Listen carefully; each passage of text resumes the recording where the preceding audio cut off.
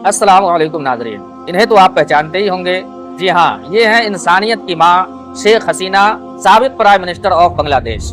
आज हिंदुस्तान के हर मीडिया में बस इन्हीं के चर्चे चल रहे हैं कि किस तरह से वहाँ के स्टूडेंट ने एहतजाज बुलंद किया और मजबूरन इन्हें अपने ओहदे से इस्तीफा देकर बांग्लादेश को छोड़कर हिंदुस्तान आना पड़ा। अब यह खबर आ रही है कि ये हिंदुस्तान को भी छोड़कर किसी और दूसरे मुल्क जा सकती हैं। तो आज की वीडियो में हम इन्हीं की जिंदगी के ताल्लुक से कुछ गुफ्तगू करेंगे कि इन्हें इंसानियत की माँ क्यों कहा जाता है, ये कौन है, कहाँ से आई हैं और इतनी पावरफुल नेता कैसे बनी। नाज़रीन, सबसे पहले इनके आबाओ अजदाद के ताल्लुक से बात करें तो इनके आबाओ अजदाद इराक के रहने वाले थे। बगदाद शरीफ में एक बुजुर्ग थे, शेख अब्दुल अव्वल दरवेश रहमतुल्लाहि ताला अलैह, ये उन्हीं की औलाद से हैं। हिंदुस्तान में जब मुगल हुक्मरान का आखिरी दौर था, उस वक्त इनके खानदान वाले बगदाद शरीफ से हिजरत करके हिंदुस्तान आ गए और फिर बंगाल को अपना मस्कन बनाया। बंगाल के तुंगीपारा गांव में 28 सितंबर 1947 को शेख हसीना की पैदाइश हुई। उस वक्त तक हिंदुस्तान आज़ाद हो चुका था और पाकिस्तान भी हिंदुस्तान से अलग हो चुका था। तुंगीपारा गांव पाकिस्तान के हिस्से में जा चुका था। इस तरह से ये कहा जा सकता है कि शेख हसीना की पैदाइश पाकिस्तान में हुई। इनके वालिद का नाम था शेख मुजीबुर रहमान। जी नाज़रीन, आपने सही पहचाना, ये शेख मुजीबुर रहमान वही हैं जिन्होंने बांग्लादेश को पाकिस्तान से आज़ादी दिलवाई और बांग्लादेश के पहले सदर भी बने। बांग्लादेश में आज भी इन्हें बंगला बंधु यानी बाबाए कौम के नाम से याद किया जाता है।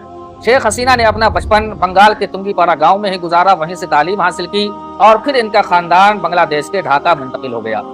चूंकि सियासत इनके खून में रची बसी थी, इसलिए ढाका के कॉलेज एडन में दाखिला लेने के बाद वहाँ तलबा यूनियन की ये सदर भी मुंतखब हुई। लेकिन अभी तक बाज़ाब्ता तौर पर इन्होंने सियासत में कदम नहीं रखा था। जवानी की दहलीज में कदम रखते ही 1967 में इन्होंने M.A. वाजिद, जो कि एक बहुत बड़े साइंसदान थे, उनसे शादी कर ली। उनसे इनकी 2 औलादें भी हुई। एक लड़का है सजीव वाजिद और एक लड़की साइमा वाजिद। इसकी जिंदगी बड़ी खुशो-खुर्रम गुजर रही थी कि उसी वक्त इनकी जिंदगी में एक बहुत बड़ा तूफान आया। नाजरीन, 15 अगस्त 1975 जब हिंदुस्तान का हर एक इंसान आज़ादी का जश्न मना रहा था, उस वक्त बांग्लादेश में फौजियों ने बगावत कर दी थी और उसी बगावत में शेख हसीना के वालिद शेख मुजीबुर रहमान के साथ साथ इनके खानदान के तमाम अफराद को कत्ल कर दिया गया। यहाँ तक कि एक बच्चे तक को भी नहीं छोड़ा गया। शेख हसीना, उनके शौहर और उनकी एक छोटी बहन उस वक्त यूरोप के दौरे पे थी, इसलिए इनकी जान बच गई, वरना ये भी उस वक्त कत्ल कर दिए जाते। शेख मुजीबुर रहमान के कत्ल के बाद बांग्लादेश में फौजियों की हुकूमत कायम हो चुकी थी। उसी वक्त जब शेख हसीना अपने शौहर और बहन के साथ बांग्लादेश जाने की कोशिश की तो उसे रोक दिया गया और साथ ही ये भी पाबंदी आयद कर दी गई कि ये कभी भी बांग्लादेश में दाखिल नहीं हो सकती है। मजबूरन शेख हसीना को अपने शौहर और बहन के साथ हमारे मुल्क हिंदुस्तान के दिल्ली में 6 साल जिला वतनी की जिंदगी गुजारनी पड़ी। 1981 में इनके वालिद की पार्टी अवामी लीग पार्टी का इन्हें सदर मुंतखब किया गया और यहीं से फिर शेख हसीना के लिए बांग्लादेश के दरवाजे खुल गए। 1981 में बांग्लादेश पहुंचकर अपने वालिद की पार्टी को संभाला और यहीं से बाज़ाब्ता तौर पे इनकी सियासी जिंदगी की शुरुआत हुई।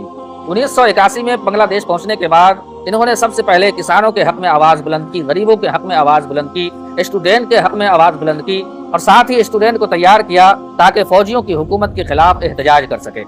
इस एहतजाज के दौरान शेख हसीना कई मरतबा गिरफ्तार भी हुई, जेल भी गई, घर में नजरबंद भी किया गया, लेकिन ये अपने आप को इस तरह वहाँ की आवाम से मनवा चुकी थी कि लोगों के एहतजाज की वजह से उस वक्त की हुकूमत इन्हें ज्यादा देर तक जेल में न रख सकी और ज्यादा देर तक नजरबंद न कर सकी।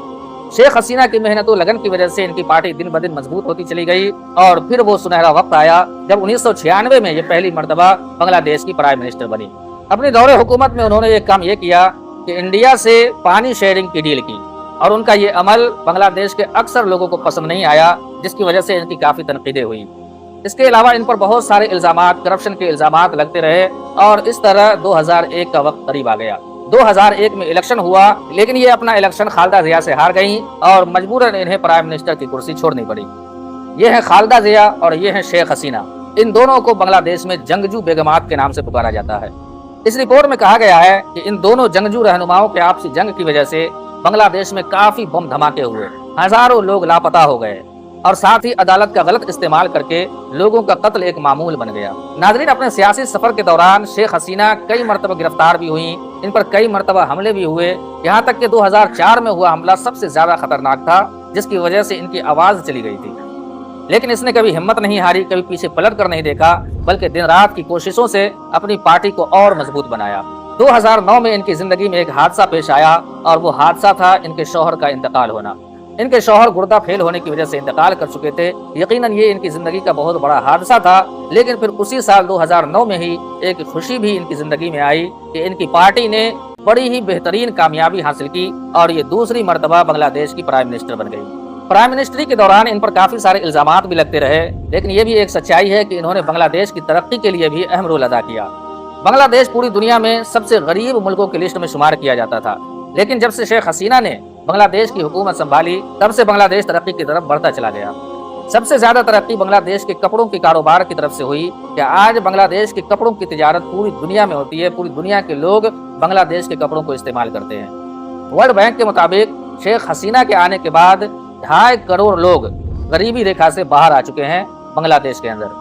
बांग्लादेश में आज भी इन्हें इंसानियत की माँ के लक़ब से याद किया जाता है। इंसानियत की माँ का लक़ब इन्हें क्यों मिला, तो इसके बारे में आता है कि जब 10 लाख रोहिंग्या मुसलमान हिजरत करके अपने मुल्क से बांग्लादेश गए तो वहाँ शेख हसीना ने बड़ी ही खुशदिली के साथ उनका इस्तकबाल किया और बरजस्ता कहा कि जब हमारे मुल्क में 160 मिलियन लोग रह सकते हैं, खा सकते हैं, तो फिर हम 1 मिलियन और को बढ़ा दें तो इससे हमारा क्या नुकसान होगा। और फिर खुले दिल के साथ उन 10 लाख रोहिंग्या मुसलमानों को वहाँ जगह दी, रहने सहने का इंतजाम दिया, खाने पीने का जरिया मुआश दिया। उसी वक्त इन्हें लक़ब दिया गया इंसानियत की माँ। तो यकीनन कुछ ऐसे काम हैं जिन्होंने इनको रुतबा दिलाया, ओहदा दिलवाया, इज्जत दिलवाई, शोहरत दिलवाई, लेकिन इसके बावजूद इन पर बहुत सारे इल्जामात भी लगते रहे कि ये एक डिक्टेटरशिप वाली हुकूमत चलाना चाह रही हैं, ये मीडिया को खरीदना चाह रही हैं। जो मीडिया बिक जा रहे हैं ठीक, अगर जो मीडिया नहीं बिक रही है उसको हमेशा के लिए बंद करवा दे रहे हैं। जो मुखालिफ पार्टी के लोग इनके खिलाफ आवाज उठाते हैं उन्हें कैद में डाल दिया जाता है। इस तरह के बहुत सारे इल्जामात लगते रहे और फिर अभी स्टूडेंट ने इनके खिलाफ एहतजाज बुलंद किया कि यहाँ नौकरी में, सरकारी नौकरी में जो आरक्षण है उसको खत्म किया जाए और सिर्फ मेरिट की बुनियाद पर नौकरी दी जाए। नाज़रीन, यहाँ मुझे बड़े ही अफसोस के साथ कहना पड़ रहा है कि दूसरे जो यूरोप ममालिक हैं वहाँ के लोग अक्सर अपने बिजनेस की तरफ ज्यादा तवज्जो देते हैं, लेकिन हिंदुस्तान, पाकिस्तान, बांग्लादेश ये कुछ ऐसे ममालिक हैं जहाँ के लोग ज्यादातर सरकारी नौकरी को तरजीह देते हैं। और इसकी वजह यह है कि सरकारी नौकरी एक ऐसी फील्ड है जहाँ मेहनत बहुत ही कम है लेकिन पैसे बहुत ज्यादा है। तो हर इंसान की ख्वाहिश यही होती है कि मुझे सरकारी नौकरी मिले। यही हाल बांग्लादेश का भी है कि हर एक इंसान चाहता है मुझे सरकारी नौकरी मिले, लेकिन वहाँ 50% नौकरी उन लोगों के लिए फिक्स है जिनके आबाओ अजदाद ने बांग्लादेश की आज़ादी के वक्त जद्दोजहद की थी, कुर्बानी दी थी। उनकी नस्लों के लिए 50% नौकरी फिक्स है। इन स्टूडेंट का यही मुतालबा था कि ये आरक्षण हमेशा के लिए खत्म किया जाए और सिर्फ मेरिट की बुनियाद पर नौकरी दी जाए। लेकिन यहाँ शेख हसीना ने बहुत बड़ी गलती की। इन स्टूडेंट को समझाने के बजाय, इनके मुतालबे को पूरे करने के बजाय अपनी ताकत का इस्तेमाल किया। इन स्टूडेंट को आतंकवादी कहा, इन पर हमले करवाए। कितने नौजवान इस हमले में अपनी जानें गंवा बैठे और यही एहतजाज जो आरक्षण के खिलाफ उठा था सरकार मुखालिफ आंदोलन बन गया। और फिर आखिर में दुनिया ने देखा कि किस तरह से एक डिक्टेटरशिप वाली हुकूमत चलाने वाली शेख हसीना को मजबूरन अपने ओहदे से इस्तीफा देकर अपने मुल्क को भी छोड़ना पड़ा, जो ये तारीख में पहली बार हुआ है ऐसा बांग्लादेश की तारीख में कि एक प्रधानमंत्री को अपना देश इस्तीफा देने के साथ साथ अपना देश भी छोड़ना पड़ा।